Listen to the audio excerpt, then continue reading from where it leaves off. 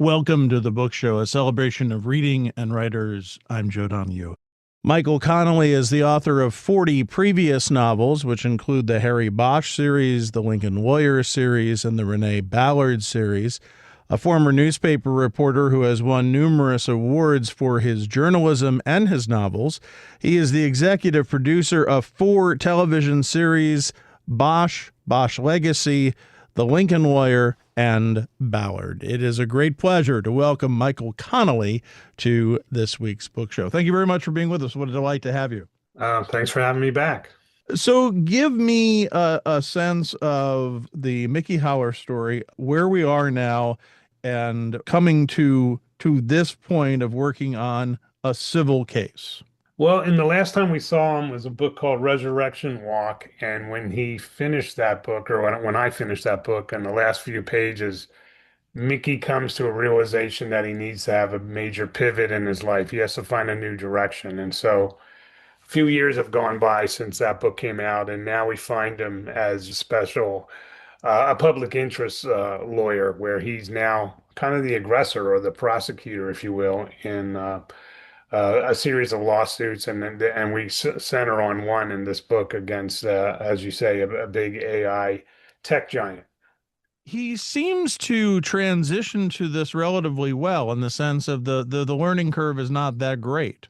Yeah, I would agree. I think there's a little bit in the book about him, going from criminal to civil, and then saying that's a misnomer because there's really nothing civil about these kind of clashes when you get into court. And so you see him doing a lot of the same kind of moves he made in criminal court in terms of dealing with witnesses and a strategy against the lawyers going up against him and picking a jury even. A lot of the same things are at stake or involved, but now I think he feels like, hey, I'm representing a lot of people here. It's one case, but there's other people who are going down these pathways, and I'm supporting them all. What has it been like to see the transformation of this character, especially from that first novel? I think it's been fun. I mean, I think there's been 8 books about him, and I think he's evolved through every one. He's still been a guy who can, to borrow someone else's description of him, can dance in the rain and not get wet. Between the raindrops, and I think that's a pretty good description of him, and he would probably agree with that. But I think he's looking for a higher meaning in his life, and this is a case where he thinks he can get that. Previously in the books, he's defending one person accused of a crime. And so whatever his success rate is, it's for that one person. But here, I think he feels that he's watching out for everybody when he makes his case. And it seems as though there's great knowledge that he has as to what's happening, what's possible in a technology that is still often unknown. I mean, he obviously learns a lot along the way, but the concerns are there initially. Yeah, I mean, what happens with, I mean, this is why I like writing about him. It's the first time, not the first time that I've written about a new technology. And there's always this shakeout period where the government sits on the sidelines and kind of watches and decides when and how they will come in with regulations. But until that point, it can be very competitive. There can be billions of dollars at stake. And when that happens, what often slides are ethics and common sense. And so I think this is a case that really comes just down to common sense. Why are we giving chatbots coded by people in their 20s and 30s to 13-year-olds? And isn't that a recipe for some disaster? And that's what his case is about.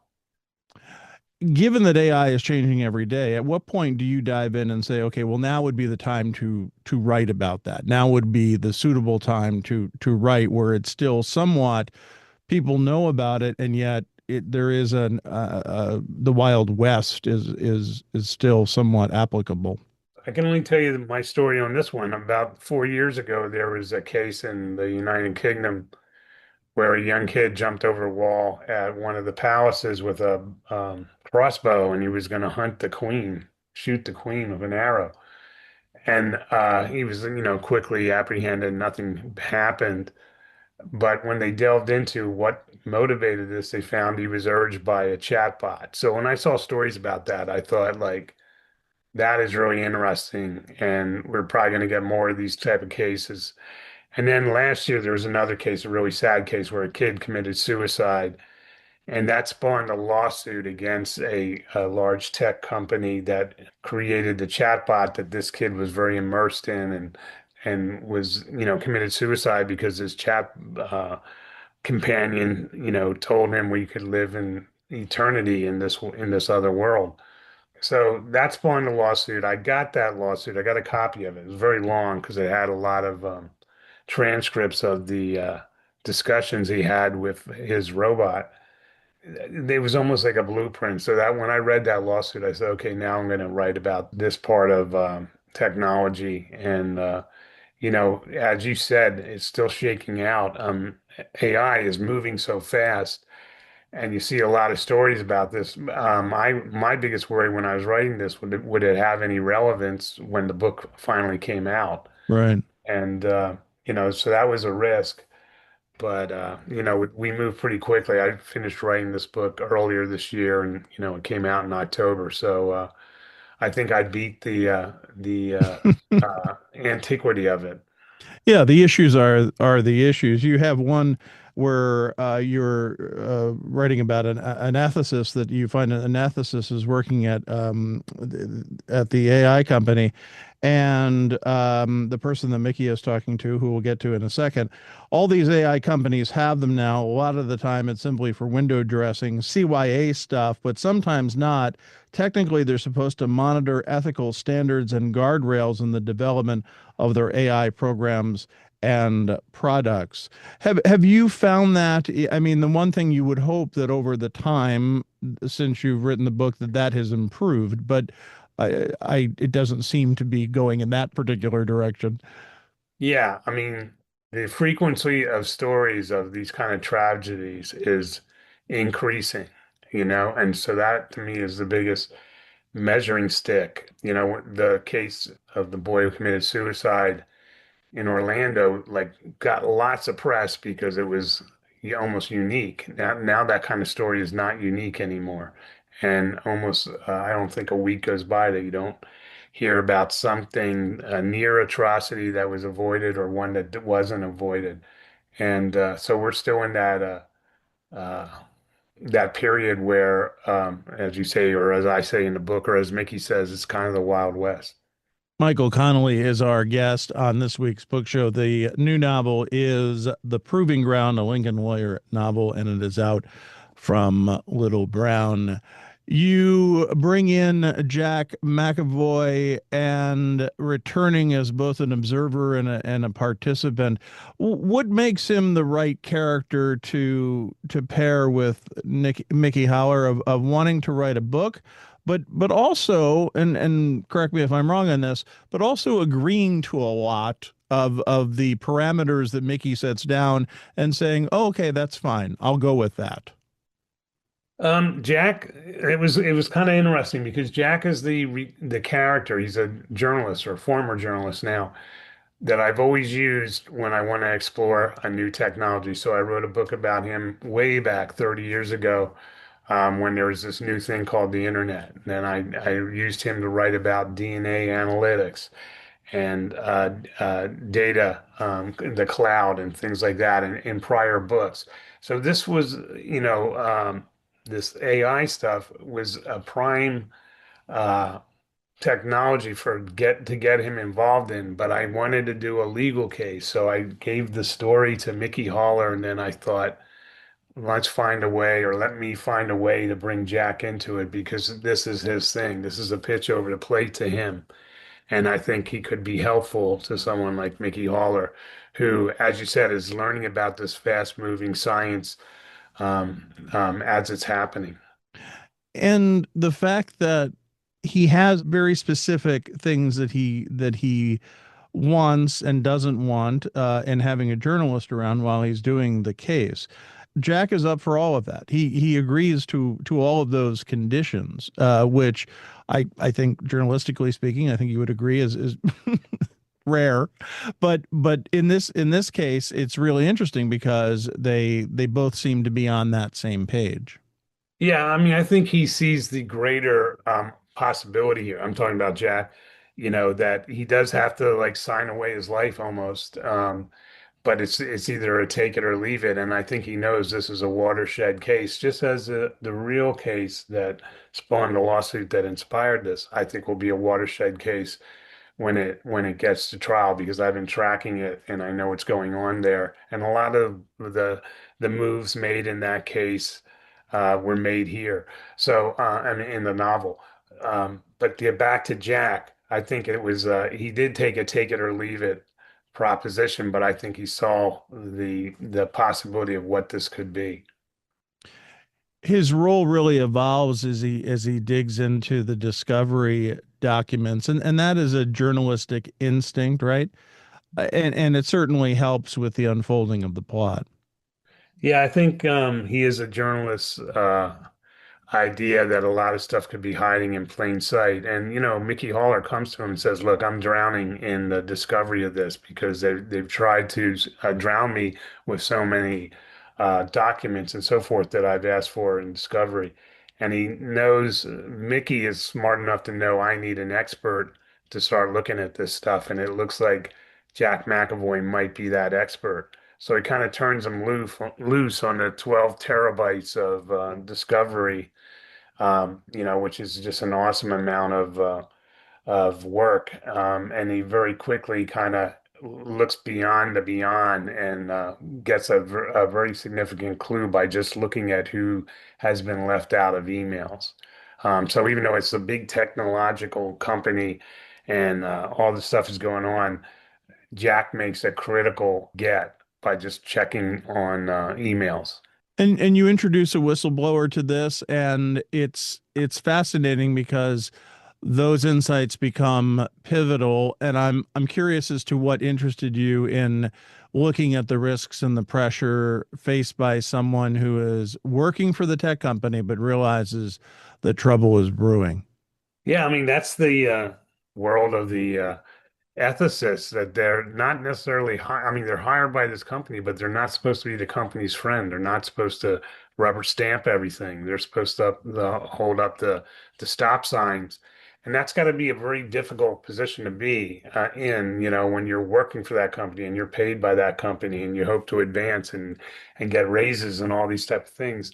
The decisions to like say, wait a minute, we can't go down this way, or wait a minute, this is wrong is a pretty tough place to be. And so when I started reading about ethicists in the AI world, I really got kind of a sympathetic reaction, and just being a writer, knowing there's something here I could do something with that I think will be pretty interesting.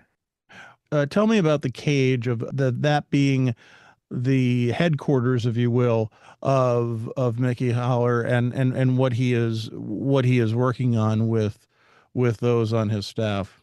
Well, I think half of it's paranoia and half of it's good or smart paranoia. When there's so much at stake, the future. I mean, people say AI is the future, so the future's at stake. And there's billions and billions of dollars at stake. Mickey is smart enough to know that when so much is at stake, people are going to cross lines. And so he takes whatever measures he can to secure his side of the operation, to secure his team. And so they build what they call a Faraday cage, which is, basically a copper wrapped room where they can work and there can be no technological intrusion. Their emails and their discussions and so forth can't be picked up by outside technology. And when you're writing a book, I mean, that kind of stuff is kind of window dressing, but it's important. It kind of underlines what's at stake. And it's just something that Mickey did possibly a little bit for show, but also for the reality of the situation that he's in. You've talked a couple of times in our conversation about your reading of these particular issues and of these cases and what cases may move forward and how they may move forward. How much of that research do you want to do in going into it, and how much do you want imagination to take over as well? That's a pretty good question. Maybe I'll say half and half. I mean, I love going into a courtroom and watching how things operate. And, it's often not what you see on TV and so forth. I like what happens when the court is not in session, and and all that stuff is really interesting to me. So I enjoy that. But I also, when I sit down in front of the laptop to start writing, I really like my imagination to fly, and that's where I start thinking of what if this happened or what if it went this way, I keep using that word pivot. You got to have pivots all through the book, and most of the time, those things come from imagination, not something I've seen while sitting in a courtroom. Obviously, I've read a lot of crime novels. I've read all of your work. There's something that when you're reading about the case and you're reading about the what's going on in that courtroom, that is just riveting. And it seems as after all of these years that you are still interested and fascinated by it. Yeah, I really am. I'm not a lawyer, but I covered courts when I was a journalist, but that's decades ago. But I still have some friends, have a couple judges that alert me when they have something interesting in their courtroom, and I'll sit in as much as I can. I also always like to be writing, so I don't spend a ton of time in it. But it's still, to me, it's a fascinating thing because I kind of get at this in the first page of this book. It's like, this square, this cube, the courtroom, you go into there and there's some really interesting battles that take place. And, usually everybody, there's winners and losers, but usually everybody's been damaged in some way. And that to me is grist for really good storytelling. So I just remain very fascinated in it and thankful that I get to do this. And in that first page, Mickey is saying, and to him it was always been more of an octagon where you you go in, beat the hell out of each other. There's brutal contact, and then one person comes out, perhaps bloodied, but there's only one person who's going to come out. Yeah, that might have been overstating it, the octagon, but I liked it when I wrote it. But since the book came out, I had a few like my judge friend saying like, "Come on, it's not that bad." But and when you write these books, you're automatically writing yourself into a corner because your job is to bring drama and story, and as you use a very nice word, you use riveting, make it riveting. But the reality is, when you're dealing with a reader, it's all going to head to the same thing, guilty or not guilty, or finding for the plaintiffs or finding for the defendants. And that really undercuts the stakes when and also they know, hey, this guy's writing this book, this guy's not going to lose. So you got to find other ways to keep the drama going to that very last, uh, to the very last minute. Michael Connelly is our guest on the book show this week. The new novel, The Proving Ground, published by Little Brown. We mentioned your work in journalism, and you're starting out in LA and working as a journalist for many years. And I know you and I have talked about this in the past, but the novel, your fiction is so grounded in journalistic detail, that being a journalist helps you in the writing and making you a better writer, a better crime writer. Absolutely.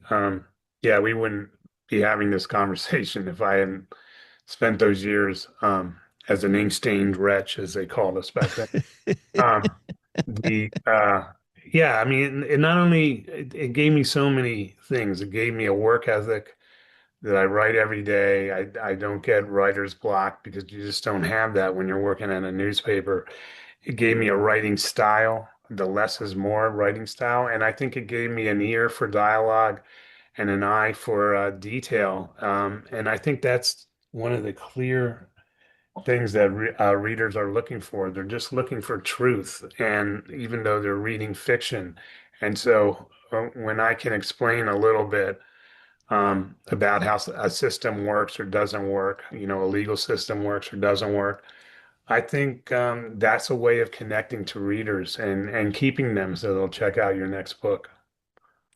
The idea of the jury in this book and jury selection and who you get and how that works. I mean, obviously that's pivotal in all court cases, but the way you look at it in this is really interesting because it's obviously looking, as we have talked about, an issue that is important, an issue that many people don't completely understand and realize, and yet there is this idea of what it is like, the thought of what it would be like to lose a child as the result of something, and explaining that. Yeah, I mean there's a lot of like dancing in the rain for Mickey, but it comes down to someone who's had like a terrible unrecoverable loss, and you got to keep track of the emotions of what has brought everyone in here in the first place into this cube or octagon, whatever we're going to call it, and that's really important. On one side, I keep talking about the billions of dollars that are at stake, but there's also human life that's at stake. And Mickey's client in this, she's already lost everything. She lost her daughter, but what her goal is to make sure no one else loses their kid. At the center of this, Mickey might be a slick operator, but his client is somebody who's trying to change the world for the better, and that evens that kind of stuff out with Mickey. I was I'm not going to give anything away here, I don't think, but I was struck toward the end where the trial is over and Mickey's walking out and is surprised that there's not more media around. And I thought that's interesting because it's a case that is of such importance, and we're talking about it as a cultural issue and something that is a technological issue, a cultural issue, and in this case in life and death, and yet that hasn't permeated into a great interest. I mean, partially there aren't that many journalists left, but still it would seem like it would be something that would be fairly necessary to talk about and write about. Yeah, I know what you mean. And that was a decision I made, and I think it had something to do more with the way, yeah, we don't want to give stuff away, but the way things ended. In my mind, I thought some of the media would check out and move on. And also it has something to do with the timing of his press conference and things like that. But I wasn't really looking to make any kind of statement about the media. Having spent so much time covering cases like this, of how they are covered now, and what do the people, what do the citizens, what do readers, what do those who are interested, what are they finding out and what are they not finding out? That there's not as many journalists, and you can extrapolate there's not as many platforms. The media has changed so much; it's become very polarizing on the big stages, and a lot of the media tent poles, community tent poles, like a really solid newspaper, radio station, etc. They're going away, and they have been going away. And so I just don't think it's a better situation when, people are fed, what they want to hear rather than what they should hear. And so I think that's an ongoing problem. And that, since we're talking about an AI case, even that is getting us further into trouble when things are presented to us through the AI filter. Yeah, you don't get a full story. I guess that's the bottom line is you're not getting the full story anymore. You're, of course, writing the books, and as I mentioned in the introduction, you're executive producer of four television series: Bosch Legacy, The Lincoln Lawyer, and Ballard. What does that role in practice of executive producer mean? In practice, that's a good way of saying it. Yeah, it looks like I'm like Mr. Hollywood and I'm really busy. And I'm not. I'm accorded those credits because I write the books.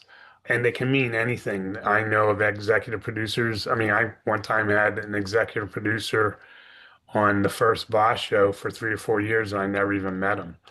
But then there's executive producers who are there every day and they're running the show and they're making, major calls in terms of spending money or in terms of editorial content. So it's a really hard animal to get your hands on. Personally, for me, it just means I get some oversight. I get scripts early on. I give comments on scripts. Sometimes I write scripts. I visit writing rooms. But, the bottom line, and which is what I explain to everybody when I go into a TV production with someone or a studio, is that, I write books. So I'm the guy who's kind of fueling these shows with my books, and that's got to be my priority. And, when I have time to visit the set or visit a writing room or to take part in that or to write half a script or whatever you want me to do, that all's going to have to come after my day as a book writer. I was talking to Margaret Atwood recently for an interview of her new book, and she was talking about working with on Handmaid's Tale, and she said basically my job is when I have the conversations with the team in place, it's basically I tell them who I don't want to die. I mean, that's what I mean. It can mean a lot of different things. And for the most part, they listen to her. Yeah, I mean, they have to spread the storytelling out when it comes to television. So there's all kinds of stuff that is in these shows that are not from the books and they're from other people's creative minds. And a lot of that gets run by you.